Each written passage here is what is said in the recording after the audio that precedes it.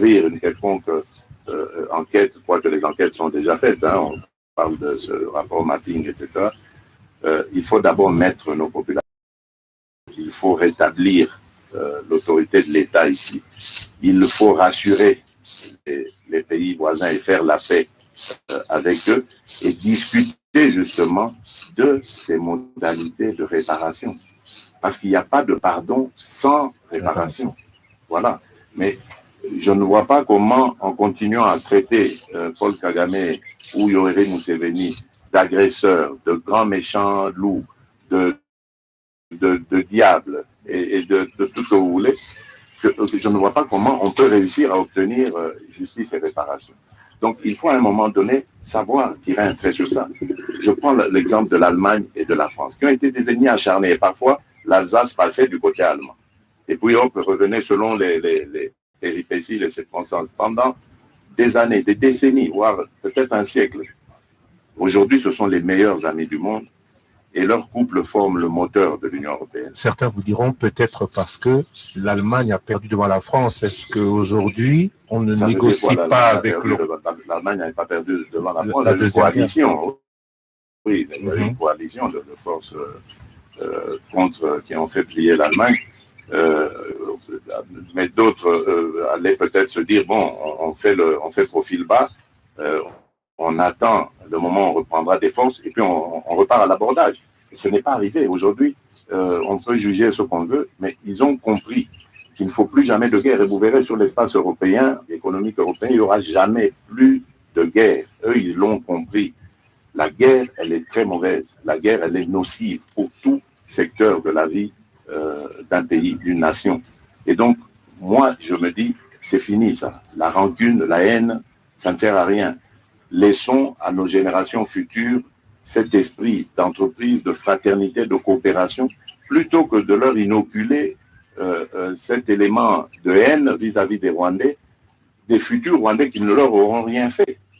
Donc ils vont naître comme ça, on leur met dans la tête, il faut haïr le Rwandais, il faut haïr l'Ougandais, alors que celui-là ne lui a rien fait, et vice-versa. Donc je crois qu'il faut savoir tirer un trait sur tout ça et se dire, regardons ce qu'il y a de positif à faire. Et aujourd'hui, je m'en réjouis parce que nous avons, c'est vrai, c'est encore balbutiant, c'est des petits projets. Il y a le projet de route Kassindi, Beni, Butembo, et plus tard peut-être Goma.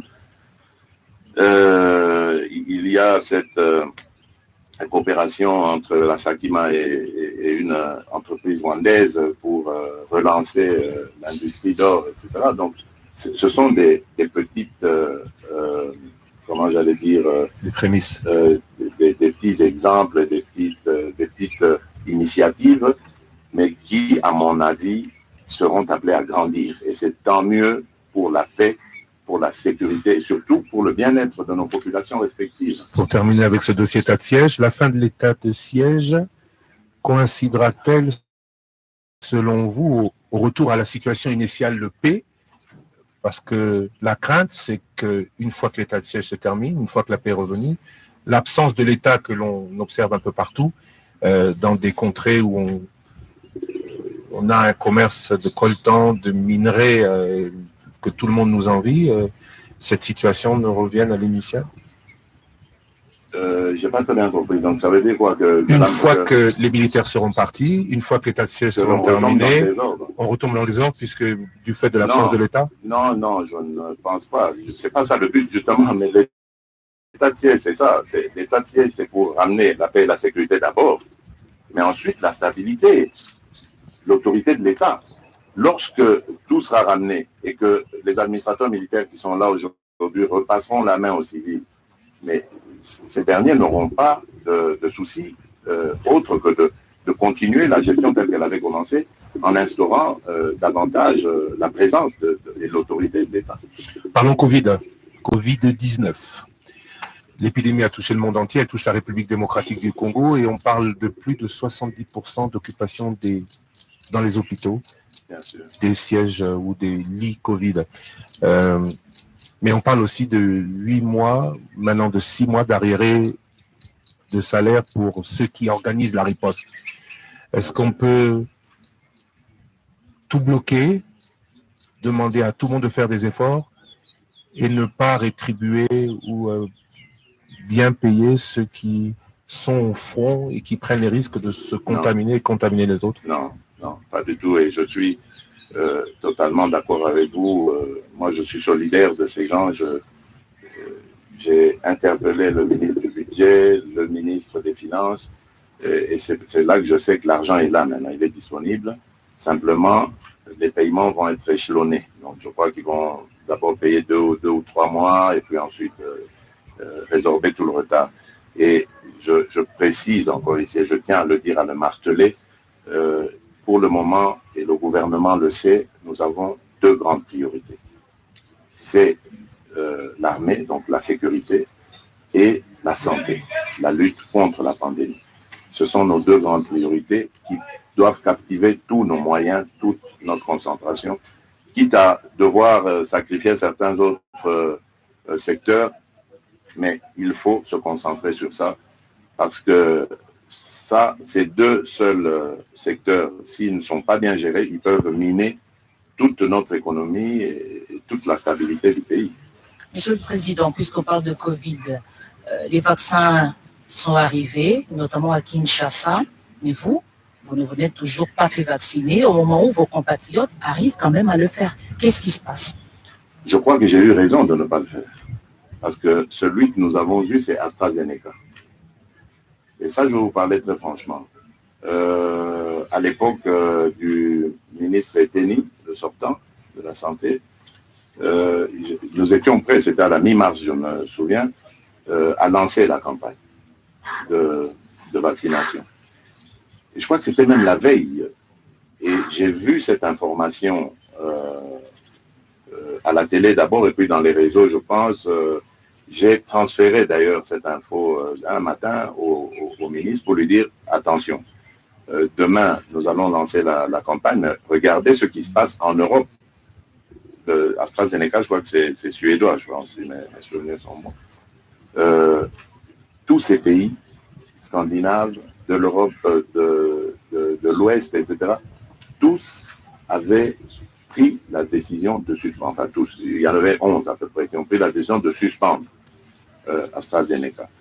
Pourquoi? Parce que, bon, ils estimaient qu'il n'était pas efficace, etc. Donc, a fortiori, nous, qui allions bénéficier de ce produit, qu'est-ce qu'on va en faire? Donc, on ne pouvait que aller dans le même sens. Excusez-moi, je crois que je viens d'avoir la décharge d'un gentil oiseau, un gentil oiseau qui passait. C'est une bénédiction, je pense. Oui. Je ne sais pas si c'est un oiseau ou un arbre qui a laissé tomber. Alors, je parlais donc du vaccin, de son efficacité. Et pour dire que à partir du moment où ces pays ont pris des mesures de précaution vis-à-vis d'AstraZeneca, eux qui en connaissent les propriétés, qui l'ont fabriqué. Donc, a fortiori, nous, on était dans l'obligation de le faire. Donc, nous l'avons fait. Nous avons suspendu cela pendant, je pense, 1 mois, jusqu'au moment où, ailleurs, ils ont levé, mais pas tous, parce qu'il y a des pays qui ont carrément interdit l'utilisation de ce vaccin. Et donc, à partir de ce moment, se pose des questions, et moi je me suis posé des questions sans être un scientifique, donc j'ai demandé les avis des uns et des autres, ils étaient partagés. La seule chose qui m'a intéressé, c'était de savoir est-ce que c'est dangereux pour la consommation de nos compatriotes. Comme je n'ai pas vu le caractère dangereux, on a laissé faire, mais moi-même, je n'en étais pas convaincu. Aujourd'hui, il y a d'autres vaccins beaucoup plus efficaces, en tout cas ils l'ont démontré, et qui vont arriver à la mi-juillet, en tout cas au courant de ce mois. Et là, je l'ai dit, vous verrez, je me présenterai, je prendrai, je me ferai vacciner, il n'y a pas de problème. Et je n'ai pas eu tort, je le disais tout à l'heure à propos d'AstraZeneca, parce que même en parlant avec mon homologue rwandais, au Rwanda, il y a eu 4 décès. 4 décès de personnes qui étaient vaccinées 2 fois d'AstraZeneca et qui ont recontracté le virus et malheureusement en sont décédés. 4. Ça veut dire qu'il y a un problème avec ce vaccin. Ce sont des cas qu'on n'a pas vus ailleurs. Je ne veux pas faire la publicité des produits ici, mais je pense que c'était ça plus le problème qui m'a un peu retenu. Et voilà, donc c'était pas une arnaque pour dire aux gens, vous faites ce que je ne fais pas, non, pas du tout. Les prochains vaccins qui arriveront, vous verrez, mon épouse et moi, nous ferons vacciner. Les enfants aussi, s'ils veulent. Hein, le Covid-19, c'est la gratuité des soins garantie par le gouvernement. Le responsable de la riposte a avoué lui-même, le professeur Mouyembe, pour le citer, qu'il a dû payer au moins $3,000 pour se faire soigner. Gratuité des soins, mais aussi des mesures que certains ne comprennent pas, pour lesquelles ils voudraient être dédommagés. Je parle du couvre-feu, je parle de la fermeture de certains lieux publics pour éviter la propagation. Alors, la gratuité des soins, est-ce que c'est possible ou c'est un vœu pieux? Et 2, est-ce qu'on pense à dédommager ceux qui souffrent des mesures prises par le chef de l'État? Non, la gratuité des soins, ce n'est pas un vœu pieux. Ça a été décidé évidemment lors de la première vague, souvenez-vous, et ça a été assuré. Et même lorsqu'il y a eu la seconde vague, qui a commencé un peu vers la fin de l'année 2020 et jusqu'autour du mois de mars, nous avons également pu gérer la situation. Mais il y a eu une troisième vague, un petit peu imprévue, et qui est arrivée assez rapidement aussi. Donc, il nous a pris à dépourvu quelque part. Donc, nous avons évidemment dû parer au plus pressé, mais ne vous en faites pas, notre objectif, c'est de garantir l'accès aux soins, aux vaccins, à tout le monde. Et d'ailleurs, on ira beaucoup plus loin. Je l'ai déjà demandé au Premier ministre, j'attends des résultats de sa part. Vous savez qu'un hôpital comme celui du Cinquantenaire a une capacité au moins d'accueil de 1000 lits. Non, actuellement, donc, en plus de ce qui, je pense, de 800 lits. Mais n'est pas utilisé. Mais qui ne sont pas utilisés. Pourquoi? Voilà. Mais sûrement parce que l'État doit de l'argent sur les exercices passés où cet hôpital a dû faire des efforts, a dû prendre sur son propre budget, etc. Donc, c'est là que j'ai dit au Premier ministre de regarder ce qu'il y a à faire, de dédommager ou de combler le vide qu'il y a, combler le manque à gagner de cet hôpital, et ensuite de permettre à celui-ci d'avoir le rendement qu'il faut. Et si nous ouvrons cet hôpital à la population, nous pourrons quand même gérer cette situation. Donc, c'est possible de le faire. Ne soyons pas alarmistes. Je comprends la situation actuelle. Je vous l'ai dit, elle est arrivée de manière brusque. Je crois que ça nous a pris un peu au dépourvu. Mais il faut très vite se relever et y faire face. Il ne nous reste qu'une dizaine de minutes. Alors, on va aller beaucoup plus rapidement dans les autres sujets. Parlons social, gratuité de l'enseignement, on aurait pu s'y installer. Salaire des enseignants, qualité des enseignements. Malheureusement, ce sera difficile. Le peuple d'abord. C'était un slogan, celui de votre parti, d'origine, l'UDPS. Aujourd'hui, beaucoup se plaignent que cela prend du temps à se réaliser dans les faits. Alors, à quand le mieux-être de cette population, tant vanté par le candidat Félix Tshisekedi pendant la campagne? Vous savez, je vous le disais tout à l'heure, je dis, mais c'est quand même incroyable ce qu'on nous fait. Mais vous m'avez répondu, c'est parce que nous suscitons de l'espoir, mais tant mieux. Je crois que c'est quand même un procès injuste qu'on nous fait. En arrivant au pouvoir partout au monde, il n'y a aucun régime ou gouvernement ou que sais-je, président de la République, qui en arrivant a eu une baguette magique du jour au lendemain a changé le sort de sa population. Je ne veux pas revenir sur le passé parce que moi je n'aime pas faire le procès de mes prédécesseurs. Je ne vais pas le faire. Mais ce pays n'a pas, tout ce que je peux dire, c'est que ce pays n'a pas commencé à mal aller avec l'arrivée de Félix Tshisekedi à sa tête. Ça n'a pas commencé a mal allé quand je suis arrivé. Mais beaucoup en espéraient tout de suite mieux. En arrivant, j'ai trouvé une montagne de problèmes que j'essaye de résoudre. Ce principe de la gratuité est inscrit dans notre Constitution. Pourquoi est-ce qu'elle n'a pas été appliquée? Mais moi, j'arrive avec les moyens du bord que je trouve, je prends la décision de l'appliquer. Et le résultat, c'est qu'il y a au moins 4 millions d'enfants qui étaient hors parcours scolaire qui reviennent. Et c'était tellement formidable que nous avons été dépassés par le succès de cette mesure. Les classes surabondées, etc. Donc, mais bref, l'essentiel, c'était de reprendre toute cette jeunesse, de l'encadrer, de la mettre dans un parcours scolaire. Donc, ce sont des efforts. Aujourd'hui, nous sommes en train de travailler sur la même chose, la gratuité de la santé, avec l'initiative de l'assurance santé universelle, pour que demain, tout Congolais, quel que soit son portefeuille, puisse avoir accès aux soins de santé. Mais ce sont des efforts qui ne se concrétisent pas en un jour. Il faut de l'argent, il faut des structures, il faut de la réflexion pour ça. Il faut de la gestion par la suite. Donc, ça doit se mettre en place. Mais je comprends, vous avez dit ce qu'il y a, je constate. Je ne suis pas juge, je n'ai pas à leur dire ce qu'ils doivent faire, je ne sais pas leur dire ça. C'est eux qui sont mieux qualifiés, plus expertisés que moi pour le faire. Donc, c'est eux qui doivent. Mais moi, je pose ces problèmes, ces questions, je les pose en disant, mais c'est pas normal. Et d'ailleurs, même quand on arrête des gens, parce que bon, je vois, il y a eu quelques sensations, des gens arrêtés, condamnés. Mais où est le produit de la corruption ou du vol?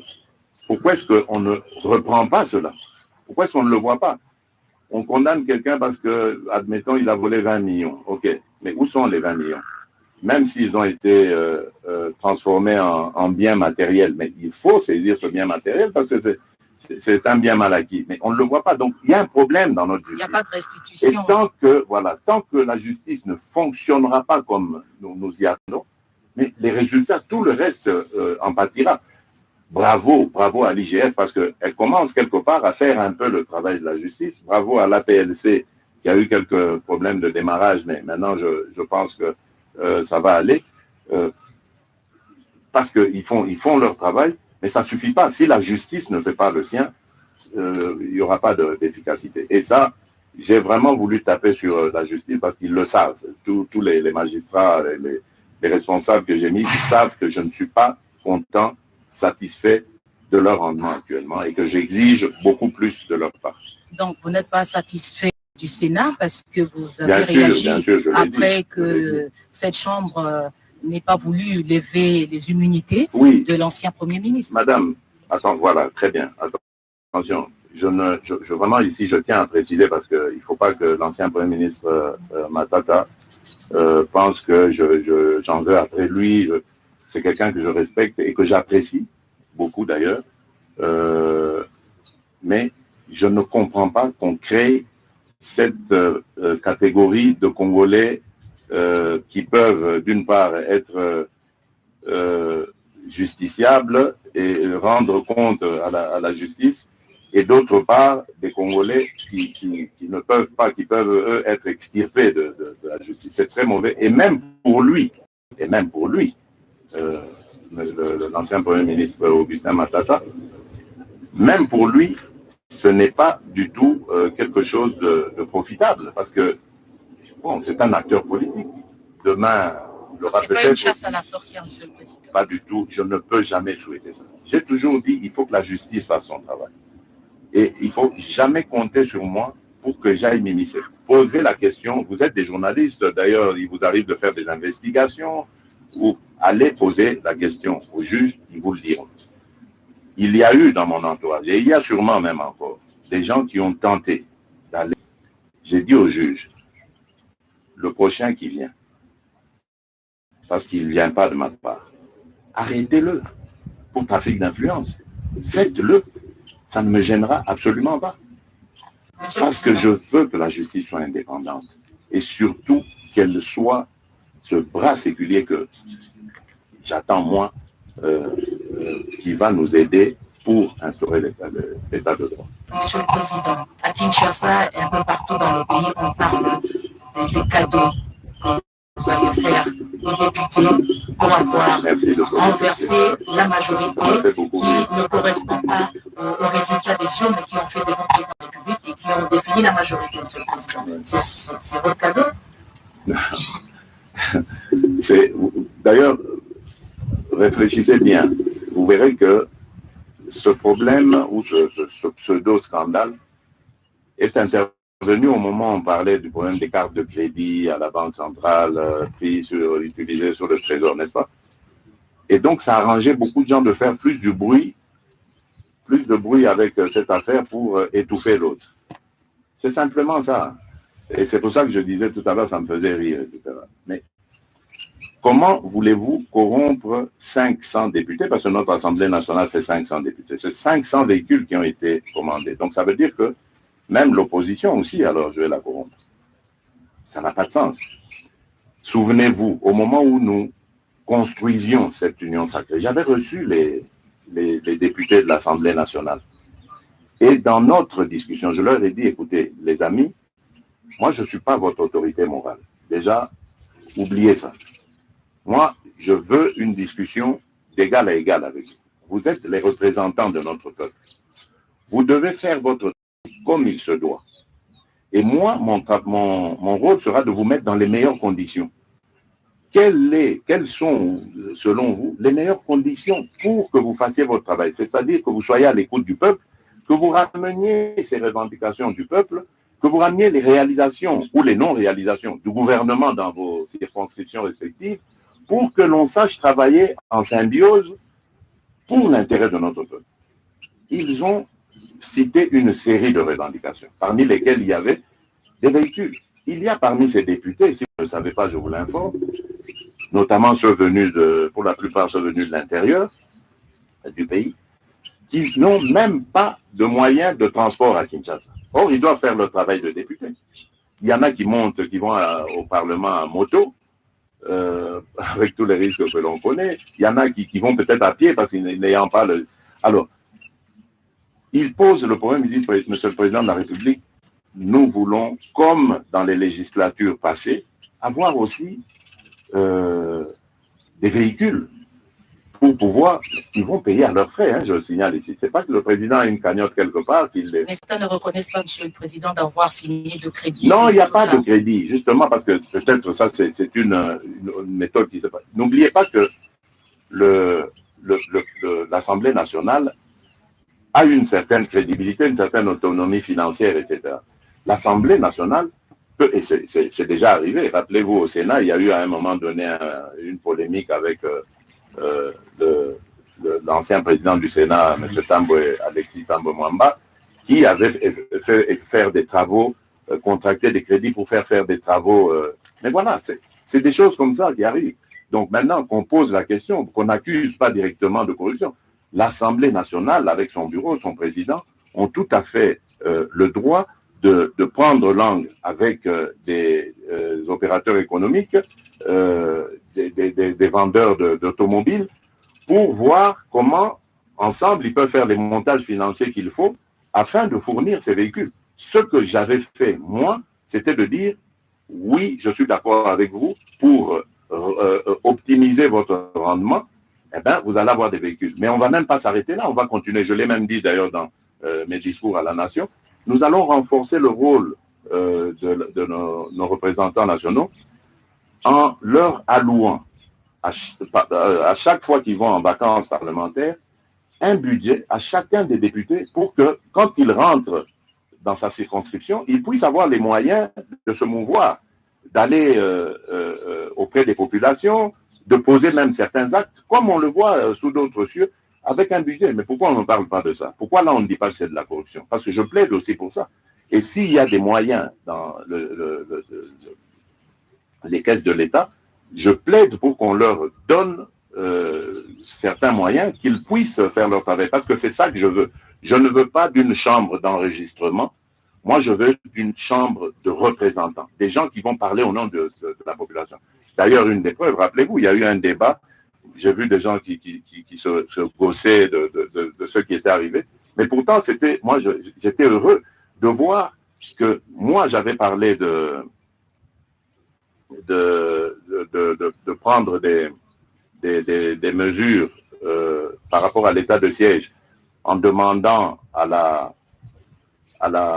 aux chambres de partir en congé. Ils ont discuté, ils ont dit non, monsieur le président, vous n'avez pas raison. Donc, moi, j'avais émis un avis. Eux, ils ont décidé et je me suis incliné. C'est ça la démocratie que je veux voir. Le président n'est pas un surhomme qui a toujours raison, qui, quand il a parlé, tout le monde doit se taire. C'est pas ça que je veux. Moi, je veux d'un pays où tout le monde a sa place et tout le monde a son mot à dire. Merci beaucoup, Monsieur le Président, de nous avoir accueillis, dans votre résidence ici à Goma, d'avoir accepté de nous accorder de votre précieux temps pour répondre aux questions que les Congolais se posent. Ici se termine cette émission. Il y a beaucoup de sujets qu'on n'a pas pu aborder, malheureusement, faute de temps, malgré les 15 minutes supplémentaires que vous nous avez accordées. Ah, je n'ai pas regardé, on a pris les 15 minutes. Juste une question que personne ne nous pardonnera de ne pas avoir posée. Vous aviez promis de dire, une fois arrivé au pouvoir, quel est le salaire du président. Alors, je vous la pose. Si vous êtes en mesure de nous répondre, oui. Vous voulez que je vous parle très sincèrement avec mon cœur? Oui, Monsieur le Président. Je ne connais pas mon salaire. Je vous le dis très sincèrement. Je suis incapable de vous dire combien je touche. Parce que ça ne m'intéresse pas. Je ne touche pas des masses, ça ne m'intéresse pas. Et le peu qui me reste quand je reviens de voyage et tout, je fais beaucoup de choses que je ne veux même pas évoquer ici. Parce que moi, je crois que, comme on le dit dans la Bible, lorsque la main droite donne, la gauche doit ignorer. Mon salaire ne m'intéresse même pas. Mais je sais qu'il n'est pas exorbitant. Et d'ailleurs, ça me donne l'occasion, peut-être le passage ici, pour dire exactement, je suis pour que l'on baisse le train de vie de l'État. Et en ce moment, d'ailleurs, j'ai donné des instructions. Ça ne dépend pas de moi, ça dépend du budget. On est en train de travailler très sérieusement à cela. Et à ce moment-là, je reviendrai pour vous dire exactement, au centime près du franc congolais, ce qu'est mon salaire. On a parlé tout à l'heure d'espoir que vous suscitez, que vous avez suscité, que votre élection, que votre arrivée au pouvoir a suscité. Vous avez récemment évoqué cet espoir et déclaré que si vous n'êtes pas en mesure d'accomplir tout ce que vous avez promis en 5 ans, vous briguerez un nouveau mandat. Alors, ces élections 2023, on en parle beaucoup. Auront-elles lieu à terme ou pas? C'est une autre question. Mais est-ce que vous pensez être candidat à ce moment-là à un deuxième mandat? Bon, ici, je veux qu'on soit très clair. Parce que j'ai vu une certaine polémique qui voulait s'installer à une question qu'on m'avait posée d'un de vos confrères sur mon intention de me repositionner en 2023. Mais écoutez, je crois que cela dépendra de la volonté de la population d'abord. Ça, c'est la première des choses. Ce sont nos concitoyens, nos compatriotes qui décident de notre propre sort. Voilà. Actuellement, nous venons de composer une coalition, une union d'intention, de bonne volonté, que nous avons baptisée Union sacrée de la nation pour répondre aux problèmes du pays. Cette union n'est pas une plateforme politique ni électorale. C'est une, comme j'ai dit, union de bonnes intentions et de bonne volonté pour avancer le pays, répondre aux attentes les plus pressantes de la population, comme la paix, la sécurité, comme on a parlé ici de l'amélioration du quotidien, du pouvoir d'achat de nos compatriotes et bien d'autres choses qui peuvent tout de suite être prises en charge. Et cela en attendant que le mandat se termine et qu'on revienne de nouveau devant le peuple pour susciter ou solliciter, j'allais dire, d'autres ou son suffrage. Et donc, en attendant d'arriver là, nous devons nous consacrer à notre mission, nous concentrer sur notre travail. Et je ne veux pas que l'on dise, que l'on pense que parce que je veux continuer, j'ai une vision pour ce pays, je veux voir ce pays se transformer. Je crois que nous avons une chance, une occasion de transformer ce pays. Nous devons le faire. Mais je ne veux pas qu'on pense que parce que j'ai cette ambition, je vais commencer à me comporter comme si j'étais en campagne. Non, nous ne sommes pas en campagne. Ça doit être très clair. Là, nous sommes au travail d'abord. Lorsque le travail sera fini, nous nous tournerons vers le peuple pour dire, si vous êtes satisfait, alors redonnez-nous confiance. Votre confiance, parce que nous en aurons besoin pour continuer le travail. Merci beaucoup, Monsieur le Président. Merci Françoise Bouella de la RTNC. Merci à vous, auditeurs et téléspectateurs qui avez suivi cet entretien exclusif, cette édition spéciale, réalisée avec les moyens techniques de la RTNC, réalisée pour la rédaction de Top Congo FM avec avec toute la rédaction de la radio-télévision nationale congolaise qui couvre les suites du volcan Nyiragongo, qui couvre cet état de siège ici à Goma. Merci à vous tous de votre attention et rendez-vous pour, je l'espère, une prochaine expérience, telle expérience avec la radio-télévision nationale, très bientôt. Ici donc Goma, nous rendons l'antenne à Kinshasa et à très bientôt sur tous vos médias respectifs. Merci de votre attention. Merci.